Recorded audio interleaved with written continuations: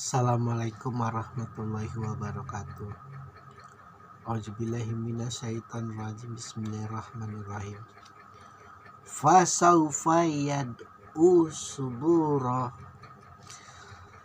Maka dia akan berteriak, celakalah aku.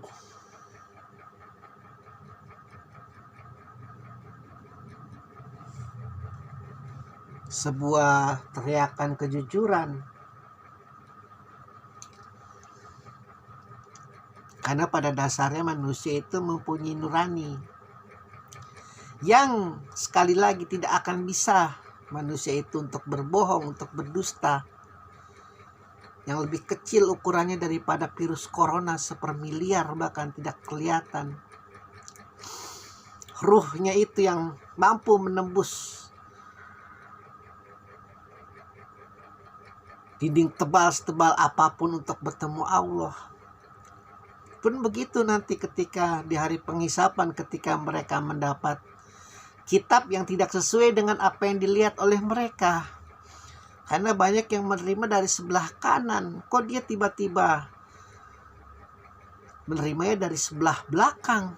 Bahkan untuk membacanya pun tidak mungkin. Karena ada di belakang dia.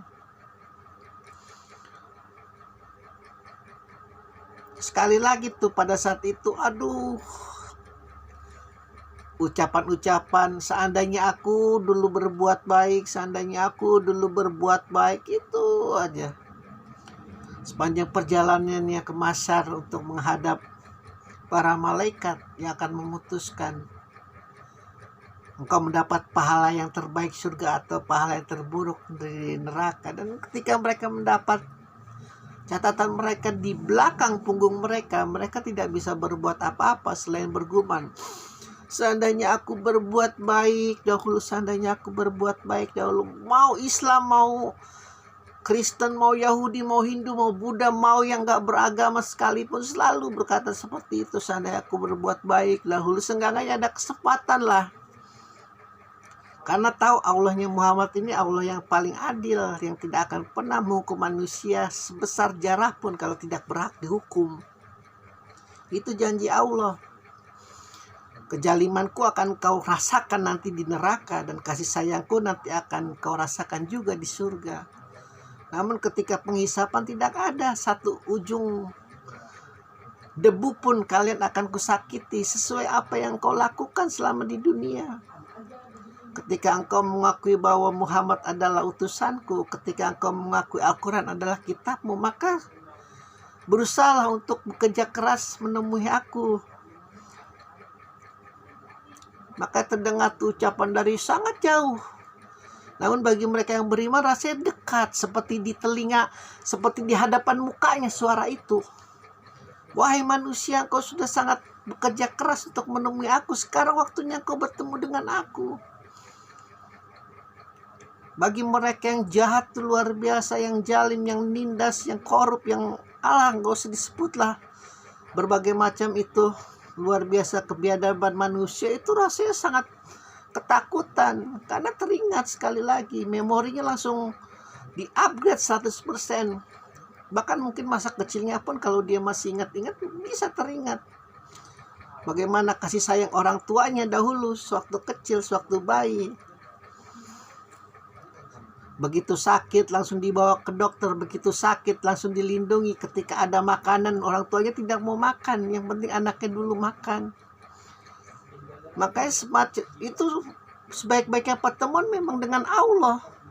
Para nabi mengatakan mau engkau masuk neraka, mau engkau masuk surga, ketika kau di hari penghisapan, itu sebaik-baiknya pertemuan.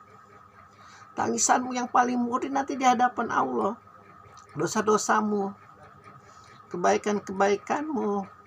Kan Allah paham betul mereka yang bekerja keras untuk menemui dia, atau mereka-mereka yang hanya kerjanya hanya bersenang-senang, berpesta pora, berpoya-poya. Makanya sekali lagi hati-hati. Hartamu yang miliaran, yang triliunan itu di deposito, yang secara logika seharusnya kan harus ada hak-hak mereka yang entah agama apa saja lah, pasti seperti itu. Tidak dikekepin terus, malah dibunga-bungakan, menindas. itu nanti terbuka semuanya. Keputusanmu yang walaupun hanya 1 detik mungkin, tapi keputusanmu itu membuat ribuan, jutaan masyarakat menderita dengan keputusan-keputusan yang luar biasa. Mungkin penggusuran tanah yang tidak sesuai dengan apa yang harus dibayar, kentit sana, kentit sini. Dan kembali lagi kalau kita telah lagi nanti akan berteriak, semua ini karena engkau iblis. Loh, kok aku yang salah? Aku ini paling takut sama Allah. Kenapa aku yang disalahin? Kalian kan tidak pernah takut sama Allah. Ngambil duit rakyat, nggak apa-apa. Yang penting sekarang dulu lah. Masalah neraka mah gampang belakangan. Ya kalian pernah berkata seperti itu kan? Waktu kalian masih hidup, waktu kalian masih segar bugar, waktu kalian masih pintar-pintarnya begitu sombong di hadapan Tuhan kalian. Kenapa kalian jadi salahkan aku?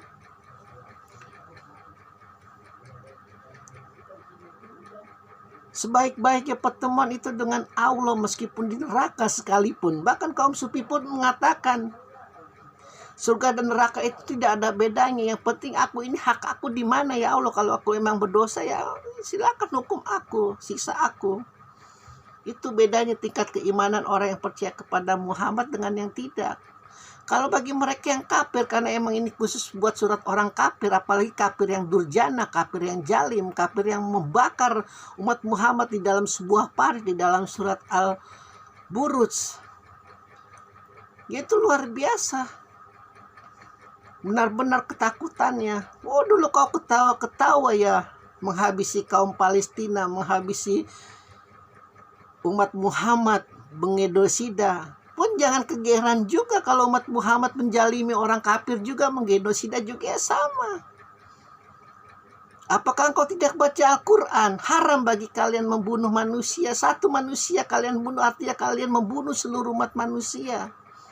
Satu-satu yang berhak membunuh manusia adalah aku, dengan cara aku. Satu-satunya kalian boleh membunuh manusia adalah dengan cara berperang. Selebihnya tidak. Tawanan kalian harus hormati hak-haknya. Jadi tidak mungkinlah, sama sekali tidak mungkin ketika pasukan Rasulullah mengambil tawanan dari orang kafir lalu diajak berbaris yang tidak mengakui Muhammad, dipenggal kepala di tempat itu, sangat tidak mungkin. Tapi kalau kalian percaya itu, ya itu, nikmatinlah kepercayaan kalian. Karena para nabi sekali lagi haram untuk menjalimi musuhnya. Menjalimi musuhnya aja haram, apalagi menjalimi umatnya. Satu-satunya nabi sekali lagi yang membunuh adalah hanya Nabi Musa. Itu pun cuma 1 dia membunuh tanpa izin Allah. Dan Allah langsung melaknatnya, suruh kabur. Begitu, jadi hati-hati dalam bertindak, dalam berpikir. Apalagi ketika kalian memiliki kekuasaan. Apalagi ketika kalian memiliki jabatan. Apalagi ketika kalian memiliki harta. Itu semua nanti yang akan membuat kalian apakah mendapat kitab catatan kalian itu di tangan kanan atau di belakang. Sekali lagi ini kisi-kisi. Nanti kelak kita akan diuji di hari penghisapan. Insya Allah kita mati dalam husnul khotimah. Tapi itu juga kadang-kadang suka disalahartikan. Kenapa? Karena makam itu pun sangat sulit. Tidak ada waktu yang terbaik untuk mati, itu tidak ada. Waktu yang terbaik ketika mati katanya adalah di tengah-tengah keluarganya. Keluarga yang menangis ya belum tentu juga. Waktu yang terbaik adalah ketika kita mengingat Allah. Lalu kita meninggal, ya susahnya itu luar biasa. Orang ini pakai dogma agama sebelah. Allah itu mengambil nyawa kita itu seperti pencuri di tengah malam. Kita tidak tahu kapan pencuri itu datang, tahu-tahu kita mati aja. Maka ikatan tali Allah itu harus kuat agar godaan-godaan iblis, ada godaan-godaan jahanamnya iblis itu tidak terpancing kita, sehingga kita tidak akan berteriak, aduh celakalah aku, seandainya aja dulu aku berbuat baik seperti itu. Berulang-ulang, alhamdulillahirabbil alamin.